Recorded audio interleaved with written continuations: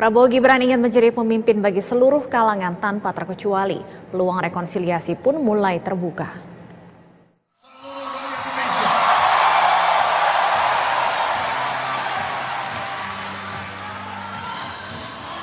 Apapun sukunya, apapun kelompok etnisnya, apapun rasnya, apapun agamanya, apapun latar belakang sosialnya, seluruh rakyat Indonesia akan menjadi tanggung jawab kami untuk menjaga kepentingan. Prabowo Gibran ingin menjadi pemimpin bagi seluruh unsur dan kalangan usai Pilpres 2024 bergulir. Unggul berdasarkan hitung cepat, Prabowo Gibran kini menggelorakan semangat rekonsiliasi. Kami akan merangkul semua unsur dan semua kekuatan.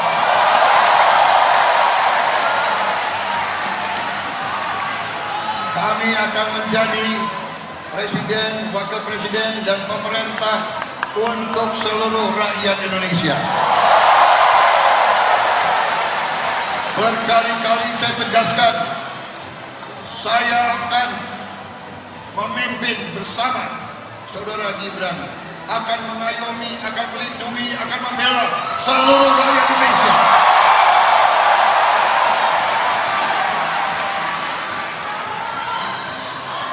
Apapun sukunya, apapun kelompok etnisnya, apapun rasnya, apapun agamanya,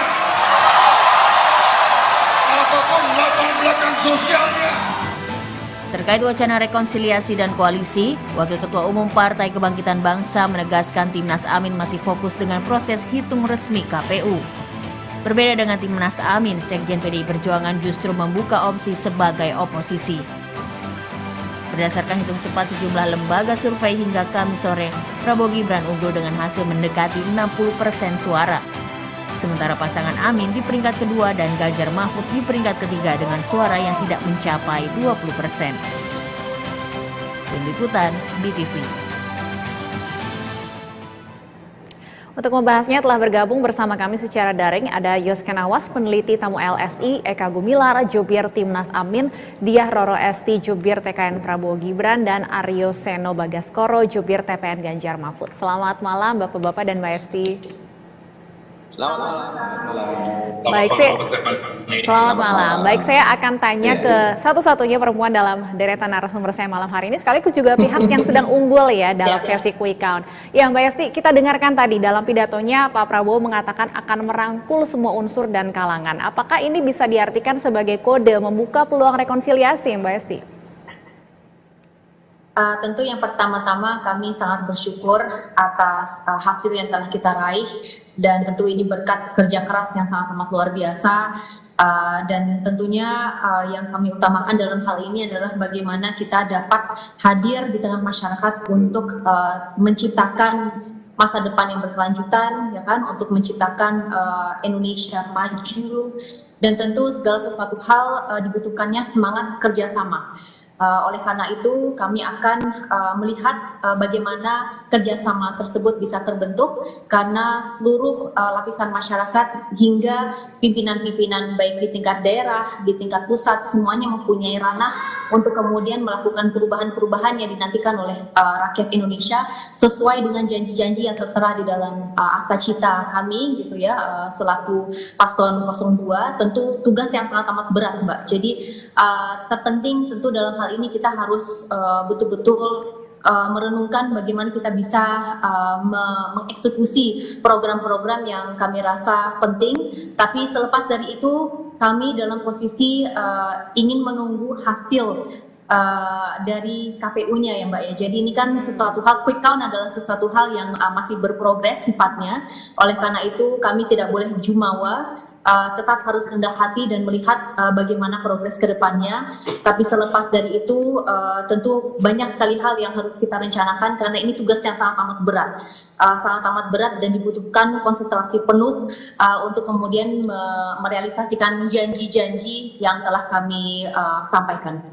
kerjasama dengan internal koalisi atau juga dengan pihak manapun yang punya visi sejalan dengan Prabowo Gibran, Mbak Esti? Untuk hal tersebut tentunya kita mengetahui bahwa politik itu sangat lentur ya Mbak ya. Jadi apa saja bisa terjadi di ranah politik ini.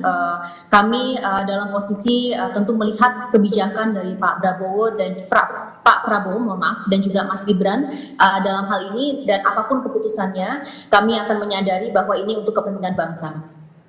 Baik, Mas Eka, kalau dari Timnas Amin sendiri melihat seperti apa sebenarnya peluang rekonsiliasi dengan 02? Ya, jadi Mbak gini, pertama saya izin koreksi dulu terhadap judul, mungkin saya melihatnya kurang tepat ya kalau dibilang Pilpres sudah selesai. Kalau semangat rekonsiliasi itu memang harus terus kita gaungkan ya. Maksud saya begini, kita lihat tahapan pemilu ini kan masih panjang. Kemudian juga kita lihat semua juga paslon masih menunggu hasil resmi KPU. Persoalan angka-angka memang Quick Count sudah memunculkan angka-angka, tetapi itu dari sisi tentu kuantitas saja. Lalu bagaimana secara kualitas daripada munculnya angka-angka itu? Kami justru menghimbau ya agar para penyelenggara mengajak seluruh perwakilan paslon untuk melakukan misalkan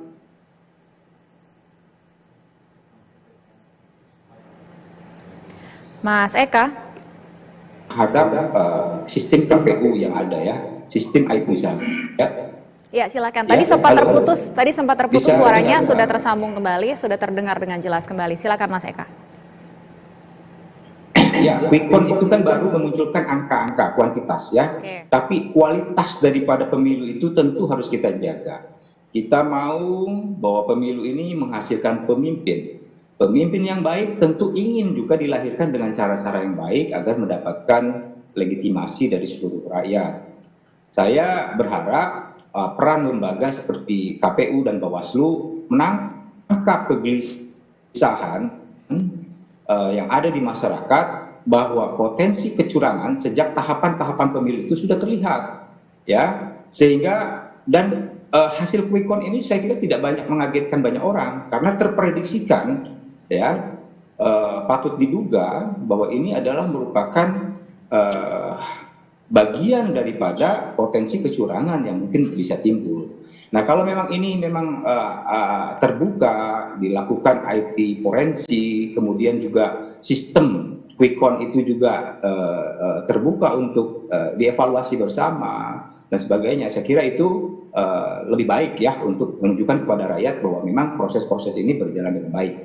Kami Amin sendiri sangat optimis, masih optimis sekali bahwa berdasarkan juga perhitungan internal kami yang masih proses berjalan, ini kita bisa potensi 2 putaran, ya. Baik. Jadi jangan sampai persepsi masyarakat yang ramai di lapangan, faktual di lapangan, siapa, kemudian nanti yang ujungnya jangan-jangan yang dilantik siapa. Nah, saya kira pertanyaan masyarakat terhadap quick count ini harus dijawab juga dengan namanya. Oke. Baik, kalau Timnas Amin masih optimis, saya ingin ke 03. Baik. Itu ya. Baik, Mas Aryo, kalau Timnas Amin masih optimis. Kalau 03 bagaimana? Walaupun saat ini hasil sejumlah lembaga survei quick count Ganjar Mahfud ada di peringkat ketiga. Ya, saya rasa Mbak, hari ini pemilu itu bukan sekedar masalah bicara menang kalah, tapi juga dalam prosesnya apa yang terjadi di situ, berbagai macam perbedaan pendapat, berbagai macam pemikiran yang muncul di dalam Pilpres itu adalah dalam konteks kita untuk menjaga kualitas demokrasi kita dengan baik. Jangan sampai kemudian pandangan internasional melihat Indonesia sebagai bagian dari negara yang punya kemunduran-kemunduran tertentu dalam hal demokrasi. Maka kita ingin menjaga itu. Sistem yang kita pilih adalah demokrasi, artinya orang bisa berbeda, orang bisa berpikiran yang berbeda. Sehingga pada saat selama Pilpres kemarin, ada yang pilih 1, ada yang pilih 2, ada yang pilih 3, itu biasa saja. Kalau kemudian Pak Eka membicarakan tentang program-program Anies Mohaimin yang kemudian bisa saja berbeda menjadi antitesa dari pemerintahan Presiden Jokowi, itu biasa saja dalam demokrasi. Orang boleh memilih pilihannya.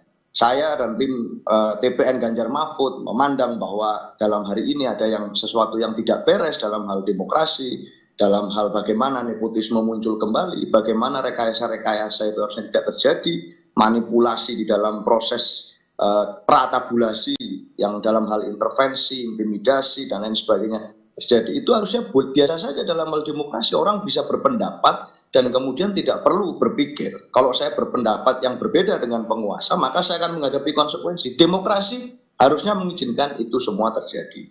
Maka Mbak, saya rasa judul kali ini kurang tepat. Bukan karena semata-mata pilpresnya ini masih dalam proses bagaimana Pak Eka ceritakan, tetapi tidak ada yang perlu direkonsiliasi. Kita ini mengalami demokrasi, proses pemilu biasa, pilpres yang kita alami selama 5 tahunan sebagai bagian dari mekanisme prosedur kita mengganti kekuasaan secara periodik. Sehingga kalau ada perbedaan pilihan, perbedaan pemikiran, perbedaan imajinasi tentang pemimpin yang ada di masa yang akan datang, itu bukan suatu konflik yang kemudian setelah selesai harus direkonsiliasi. Baik. Maka posisi kami kalau memberikan kritik bukan berarti kita benci secara personal kepada Pak Prabowo Gibran. Ya, bukan berarti kita bukan selalu benci konflik, secara personal Mas. kepada Kan sebelumnya berkompetisi, Roro. tidak harus selalu ada konfliknya. Ya, artinya tidak ada yang perlu direkonsiliasi. Setelah ini pun kami juga tetap akan melakukan prosedur kami dengan baik secara demokratis dan kami tetap akan mengkritisi. Kita membayangkan, Pak, kalau sekarang yang unggul di versi quick count adalah Pak Prabowo Gibran, maka imajinasi publik setelah ini dan hari-hari ini akan mulai berpikir, saya besok akan mendapatkan makan siang gratis. Publik mulai akan berpikir, saya besok akan mendapatkan susu gratis. Publik tidak mau tahu sumber dananya dari mana, tidak mau tahu kemudian akan mendapatkannya itu tahun 2024 atau 2029, tidak ada yang mau tahu. Maka bayangan dari narasi berpikir publik hari ini adalah dia akan mendapat makan siang dan susu gratis bagaimana program Pak Prabowo. Nah, kami sebagai bagian dari yang mengkritik program itu juga tetap akan melaksanakan fungsi-fungsi kritik dalam koridor demokrasi. Tentu kami akan menjadi penyeimbang yang baik kalaupun kemudian program-program itu akan direncanakan dilakukan, dan hari ini pun sejak Pilpres pun kami melakukan fungsi itu. Maka biasa saja tidak ada yang kami rasa perlu direkonsile dalam hal itu. Dan hari ini maka ya selamat untuk Mbak Esti yang akan mulai mendapatkan pertanyaan-pertanyaan itu. Baik, Mas Yus, bicara mengenai kualitas demokrasi, kalau dari kacamata Anda sendiri melihat seperti apa kualitas dari pemilu kita kemarin? Ya, kalau dari hasil survei memang sebagian besar masyarakat itu menghargai hasil proses pelaksanaan pencoblosan kemarin ya, Mbak Stefani. Jadi berdasarkan exit poll juga terlihat bahwa masyarakat itu menilai bahwa penyelenggaraan pemilu setidaknya untuk hari H itu dinilai baik. Lebih dari 80%, angkanya sekitar 90% bahkan, itu menyatakan bahwa pelaksanaan pemilu berjalan dengan baik. Dan apresiasi masyarakat terhadap demokrasi juga masih ada di angka yang tinggi, meski harus dicatat ada sekitar 14-17% masyarakat yang menilai pelaksanaan demokrasi kita kurang baik. Dan ini mungkin jadi catatan, apalagi jika kita mengingat pemilu itu kan bukan hanya pencoblosan itu hanya akhir dari proses yang panjang, dan dari proses yang panjang tersebut banyak sekali PR kita, banyak sekali catatan kita untuk perbaikan demokrasi Indonesia ke depannya, seperti itu Mbak Stefan. Baik. Kalau kemudian kita bicara mengenai rekonsiliasi dalam artian bahwa sebelumnya ada pihak-pihak yang berkompetisi, apakah Anda melihat rekonsiliasi di kalangan para elit, para pejabat ini bagus juga untuk stabilitas politik nasional? Sebenarnya kalau untuk saya sepakat dengan apa yang dikatakan oleh Mas Seno dan Pak Eka gitu ya, bahwa setelah pemilu selesai kita berjalan dengan damai kembali ke kegiatan masing-masing gitu. Namun rekonsiliasi itu tidak harus dimaknai bahwa semua harus dirangkul ke dalam pemerintahan. 9 tahun kemarin ada gejala kartelisasi politik di mana kekuatan penyeimbang di parlemen itu juga seakan pincang gitu. Dan justru dalam sebuah demokrasi yang baik dibutuhkan kekuatan oposisi yang kuat yang dapat mengimbangi apa yang menjadi rencana kebijakan eksekutif gitu.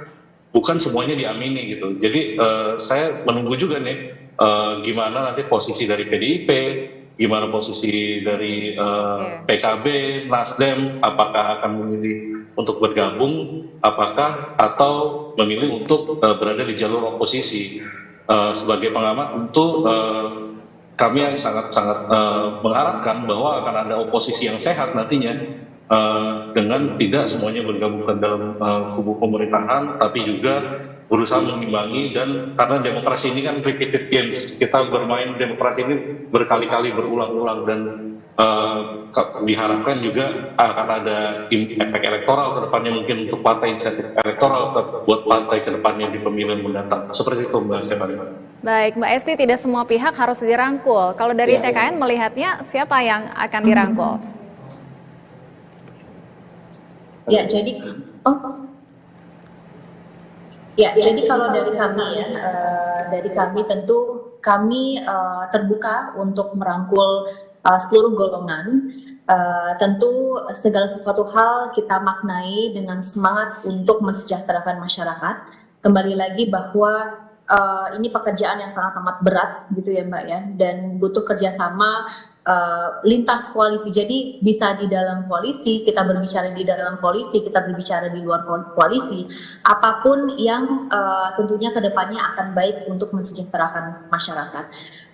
Dalam berdemokrasi tadi sudah disampaikan bahwa memang dibutuhkannya check and balance system gitu ya Mbak ya, agar ada unsur di mana pemerintah juga diberikan feedback, karena selama inilah juga yang merupakan salah satu tugas inti kami di DPR RI gitu. Tapi selebihnya kami menyadari bahwa dengan program-program yang sudah kami usulkan, kami usung dan kami harapkan untuk bisa terrealisasikan, tentu di balik semua itu dibutuhkannya kerja keras yang sangat amat besar gitu Mbak. Jadi kita kembali lagi fokus terhadap program-program, bagaimana pelaksanaannya. Jika ada unsur mungkin bisa dibilang feedback gitu ya terkait program-program tersebut, ini merupakan salah satu tugas inti kita untuk memperbaiki segala bentuk pelayanan kepada publik, kepada masyarakat Indonesia.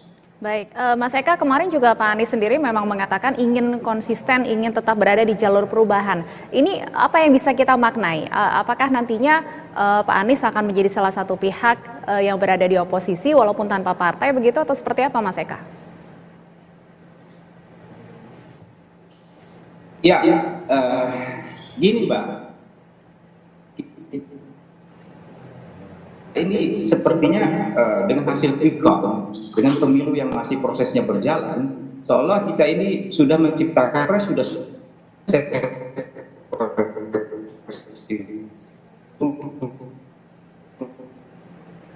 ya merayakan kemenangan, tapi ternyata kalah. Jadi proses ini mohon dipahami bahwa publik ini banyak masih menduga potensi-potensi kecurangan di lapangan, apalagi website KPU sendiri kemarin mati, kemudian begitu nyala hasilnya mendekat hasil quick count dan sebagainya. Nah, ini harus dijawab dulu pertanyaan-pertanyaan publik sambil memang proses ini sambil berjalan, hitungan manual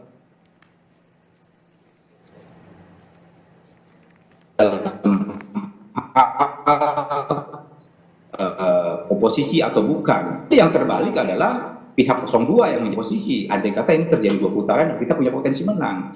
Mari kita belajar smart bahwa orkestra pemilu yang diciptakan seperti ini harus diaudit tahapan-tahapannya. Apakah benar IT forensik sudah dilakukan dengan baik melibatkan semua paslon? Apakah benar quick count ini dengan sistem yang memang valid bisa dipercaya? Apakah benar bahwa sinyal ketidakberpihakan Bawaslu tidak adil dalam merespons setiap laporan itu adalah kita abaikan saja? apa benar proses tanda tanya rakyat bahwa yang rame yang sebelah sini, yang dilantik yang sebelah sini, itu diabaikan begitu saja. Mari kita belajar sama-sama smart. Kita sedang menghasilkan pemimpin dengan cara yang baik untuk mendapatkan legitimasi, meminimais konflik. Karena itu saya berharap sah-sah saja memang 02 merasa sudah menang, tetapi jangan kita buat bahwa ini sudah baik kami tangkap poin ini harus tetap dikawal begitu ya. Baik, seperti ada kendala sinyal Mas Eka, audionya terputus-putus, tapi kami tangkap poinnya yang jelas bahwa proses pemilu ini masih panjang, masih harus dikawal tentunya, baik untuk Bawaslu sebagai pengawas maupun juga KPU sebagai penyelenggara yang saat ini pun juga masih melakukan penghitungan suara. Mas Aryo, kalau dari 03 sendiri seperti apa kemudian ke depannya akan mengawal proses pemilu ini? Dan tadi juga saya ingin menegaskan kembali yang Anda sampaikan, apakah artinya partai-partai yang ada di koalisi TPN ini akan konsisten sebagai oposisi, sebagai penyeimbang? Ya, tentu di dalam konstitusi kita itu kita menganut sistem demokrasi presidensial, bukan parlementer. Artinya sebenarnya secara definisi tidak ada oposisi di dalam sistem ini. Yang ada adalah sifat-sifat atau track record panjang yang mana dulu PDI Perjuangan di tahun 2004 hingga 2009 itu pernah berada pada posisi misalnya adalah di luar pemerintah, tapi tidak ada oposisi, Mbak. Di luar pemerintah itu sistemnya bagaimana? Ya pada saat ada program yang kemudian menyejahterakan masyarakat, ada sikap politik yang kemudian berpihak pada kesejahteraan rakyat banyak, yang menyentuh aspek keadilan, ya kami support. Tapi kalau ada program-program yang kemudian malah membahayakan rakyat, menguntungkan hanya 30% kekuatan ekonomi terbesar Indonesia, atau kemudian melakukan program yang itu tidak memikirkan tentang beban masa depan terkait dengan hutang di dalam perekonomian misalnya, ya kami bersuara secara kritis dan independen. Artinya PDI Perjuangan pernah memiliki track record itu kalau kita bicara tentang adakah sistem oposisi atau tidak di dalam Indonesia.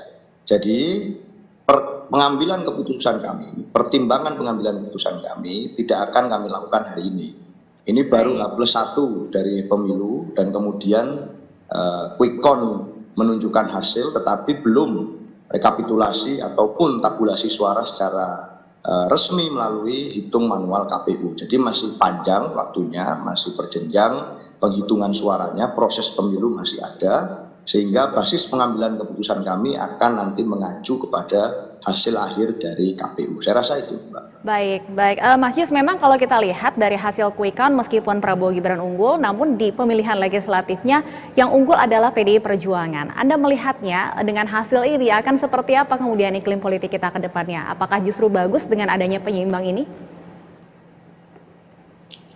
Yang menarik justru nanti kalau kita hitung secara keseluruhan setidaknya berdasarkan persentase suara sejauh ini, bukan berdasarkan jumlah kursi total ya, antara koalisi Indonesia Maju melawan koalisi lainnya itu jumlahnya hampir seimbang dengan asumsi tidak ada yang bergabung ke dalam pemerintahan, sehingga nantinya PDIP mungkin akan jadi salah satu partai yang terbesar di parlemen, diikuti juga dengan ada di sini Golkar, Gerindra, dan PKB. Justru ini dinamikanya akan sangat menarik gitu kalau misalkan tidak ada partai yang saat ini mendukung pasangan nomor 1 dan nomor 2 kemudian bertahan pada posisi tidak berada di dalam pemerintahan.